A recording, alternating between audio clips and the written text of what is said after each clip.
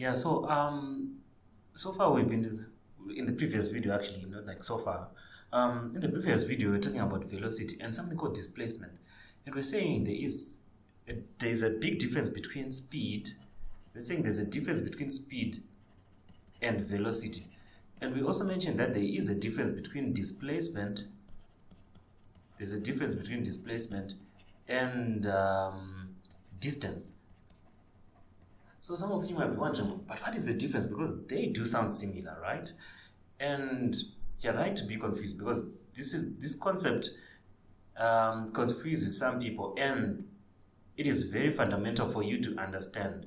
And this is the concept called vectors and scalars. So we can start with definition. By definition, a vector is a quantity with both magnitude and direction. I probably should have started with the scalar because that is much easier, and then move on to vector. But anyway, definition: a vector is a quantity with both magnitude and direction, and a scalar is a quantity with magnitude only. So this thing is magnitude only. So a scalar, magnitude only. Vector, it is a quantity with both magnitude and direction, right? So you remember when we were talking about displacement, we were saying, let me give you an example. Imagine this is north. These are the cardinal points, right? Where am I putting south? That side, north, east, west, and then south, right? Imagine now there is someone who is moving. From that center point in a northeasterly direction. If the person is moving in a northeasterly direction, let's say they are starting here and then moving in a northeasterly direction like this, right?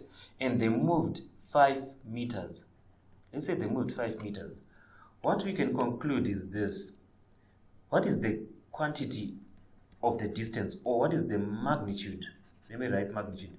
What is the magnitude of the distance they moved? It's 5 meters, right? But were we given a direction? Yes, we were. We're given that the direction is equal to northeast. The person is moving in a northeasterly direction, so we're given direction. So we're given quantity or magnitude, and then we're given direction. If we're given both of these, we know that we're talking about a vector quantity called displacement. We're talking about vector displacement. If our description just said a person moved a distance of 5 meters, full stop, this was going to be just distance and not displacement, because distance is a scalar which only has magnitude. There is no direction that we're given. The person could have been going here, the person could have been going there, could have been going down, up, wherever they could have been going. It just told us that the person is moving 5 meters. That's all.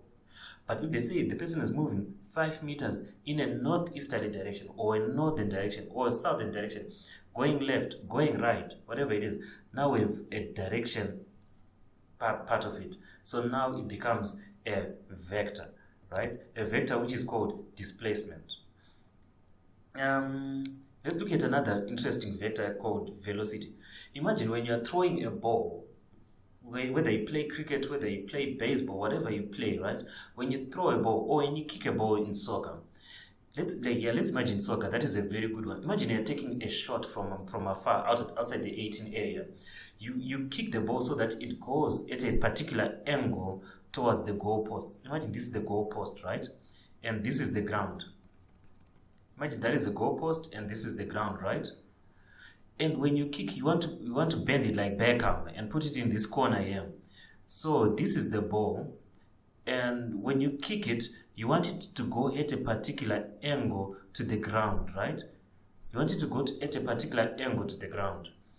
So if I say it has to go at 30 degrees to the horizontal, so I said 30 degrees to the horizontal. and I have to kick it because the keeper is here. But for me to beat the keeper, that is, for me to beat the keeper that is diving towards the ball, for him not to reach the ball, I need to kick it at, I'm just giving a number. I don't know how fast soccer balls are, but let me just say 20 meters per second. Nah, but that is too fast. Let me say 5 meters per second, or whatever it is. So let's say I need to kick it at 5 meters per second, right? So I need to kick it at 5 meters per second at an angle of 30 degrees to the horizontal. Do you hear the English there? It has to be kicked at 5 meters per second. What is 5 meters per second? This is the magnitude. What is the magnitude of the speed or the magnitude of the velocity I need to kick the ball with? 5 meters per second. And what is this 30 degrees to the horizontal? It's not showing me a direction. It's not giving me the direction that the ball needs to go in, right? Because if I kick it at any other direction, this is what people laugh at now. 60 degrees. Imagine a penalty 60 degrees like this.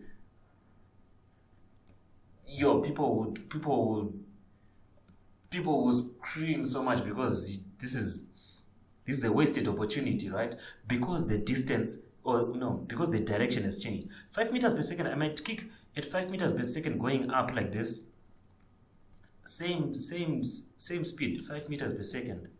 But because the direction has changed, it means it will not go where I want it to go, because now I have defined something called a vector, which is affected by both magnitude and direction. Both of these two affected. And this that I've just defined here is a vector called velocity, the one that we're talking about. Vector called velocity. A coach might be like, I do not care where you're kicking the ball, as long as you kick it at 5 meters per second. The coach does not care about direction. They just want to test your strength in your kick, or your muscle strength. They're saying just kick at 5 meters per second. So whether you kick it there, you kick it another direction there, or you kick it, I do not know where you're kicking it, as long as you kick it at 5 meters per second. This we do not care about direction. If we don't care about direction, we are now talking about a scalar called speed. So the scalar called speed does not care about direction. But when we add a direction component, we start talking about velocity, right? Another interesting vector is called acceleration. We're going to see acceleration a bit later. But acceleration is a vector because it has a magnitude in it and direction. I can give you a quick example of acceleration. Let's look at acceleration due to gravity. So I'm saying acceleration due to gravity because there are many different types of accelerations. Every force causes an acceleration. We'll see that later. Every force causes an acceleration. And this acceleration that I'm talking about in this case is called acceleration due to gravity, usually denoted in physics by a g. And with the experiments, it was measured to be equal to 9.81 meters per second squared. What is this 9.81 meters per second squared? That is the magnitude of our acceleration. That is the magnitude of our acceleration, right? But what is the direction of acceleration due to gravity? You can try experiment. Every time something goes up, what must it do? Whatever goes up, it must come down. There you are jumping, happy, right? Because you've passed physics. But what happens when you go up? You'll be pulled down because of gravity. And when you're pulled down because of gravity, you fall at a rate or with an acceleration equal to g.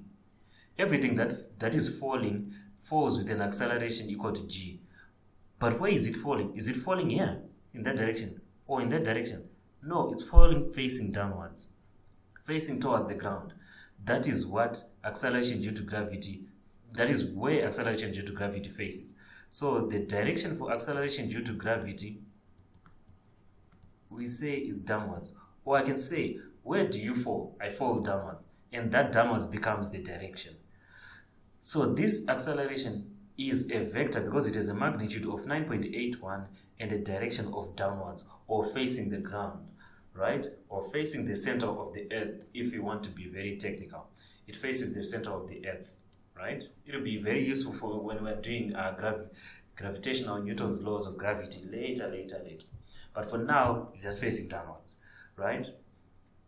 So these three usually give very interesting examples. Don't know why I keep leaving the top part out. But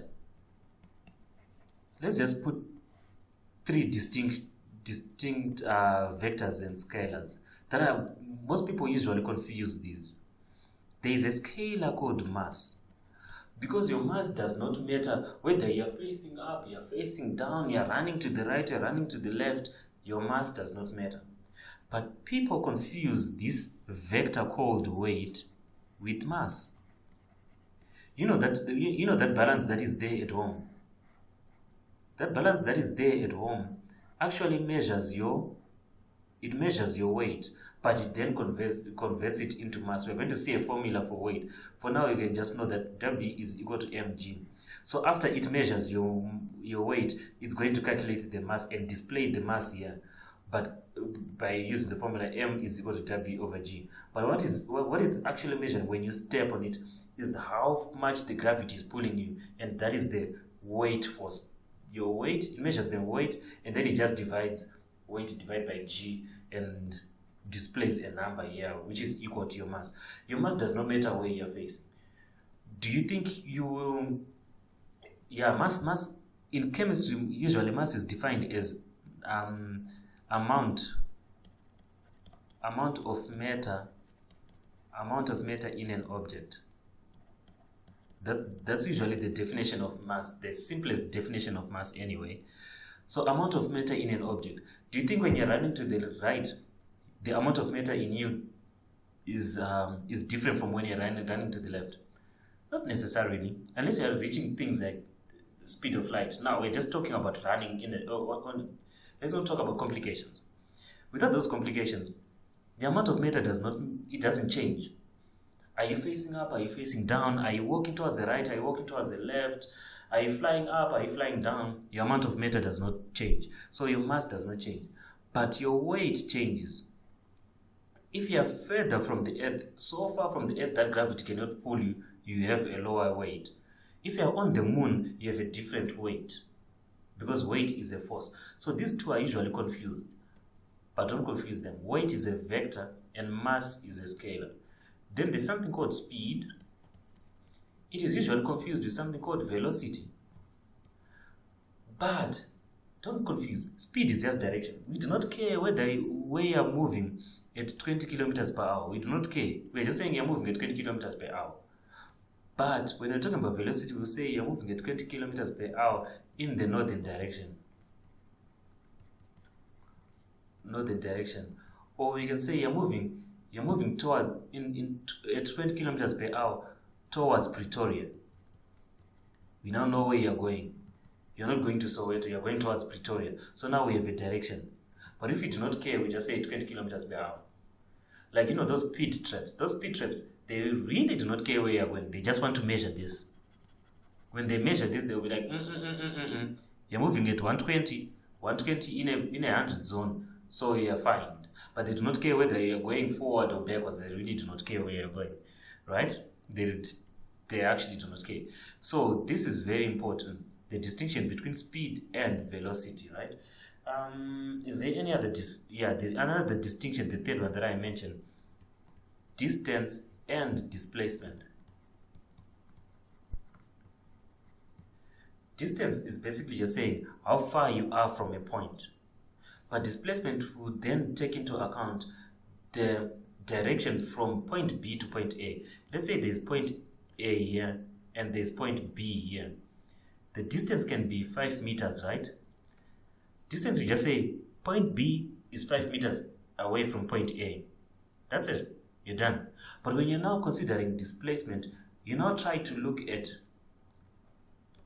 so what is the direction of B to A, right? You say it's 5 meters. Yes, that is the magnitude. But you need to add the direction component. You can then say maybe point B lies at 30 degrees, lies at 5 Okay, point B is 5 meters away from A at a direction of 30 degrees to the horizontal, or something like that. This is going to be the horizontal line, right? 30 degrees just denoting the angle or the direction, and it is 5 meters. Then that becomes displacement. Otherwise, distance would be like, okay, 5 meters. Oh, if I say draw a point 5 meters from A, someone will draw it here, someone will draw it there, someone will draw it here. They're all correct because they're all 5 meters from A. But if I give you a direction, everyone will be able to draw 5 meters at this particular point here at an angle 30 degrees. So that is displacement. I hope in this video you've understood the difference between vectors and scalars, because a vector is a quantity with both magnitude and direction, and a scalar only has magnitude. That is all. So yeah, that's the major difference that we're trying to emphasize in the previous video. In the next video, we're going to look at graphs. We're putting concepts together in these beginning videos, and then we expand on them later. So stay tuned for the next video where we do distance time graphs. Created with free version for non-commercial use.